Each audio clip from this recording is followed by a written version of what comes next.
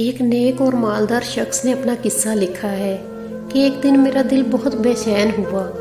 ہر چند کوشش کی کہ دل بہل جائے، پریشانی کا بوجھ اترے اور بے چینی کم ہو، مگر وہ بڑھتی ہی گئی۔ بالآخر تنگ آ کر باہر نکل گیا اور بے مقصد ادھر ادھر گھومنے لگا۔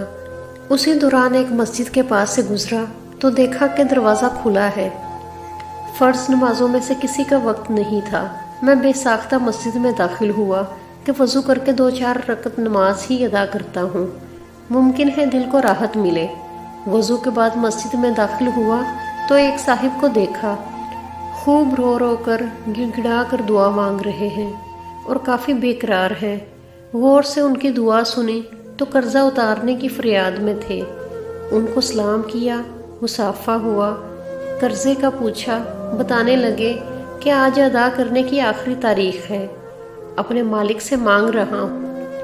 ان کا قرضہ چند ہزار روپے کا تھا، وہ میں نے جیب سے نکال کر دے دیے۔ ان کی آنکھوں میں آنسو چھلک پڑے اور میرے دل کی بے چینی سکون میں تبدیل ہو گئی۔ میں نے اپنا وزٹنگ کارڈ نکال کر پیش کیا کہ آئندہ جب بھی ضرورت ہو مجھے فون کر لیں، یہ میرا پتہ ہے اور یہ میرا فون نمبر۔ انہوں نے بغیر دیکھے کارڈ واپس کر دیا اور فرمایا، نہ جناب، یہ نہیں چاہیے، میرے پاس ان کا پتہ موجود ہے جنہوں نے آج آپ کو بھیجا ہے۔ میں کسی اور کا پتہ جیب میں رکھ کر کیا کروں گا؟ میں ان کو ناراض نہیں کر سکتا۔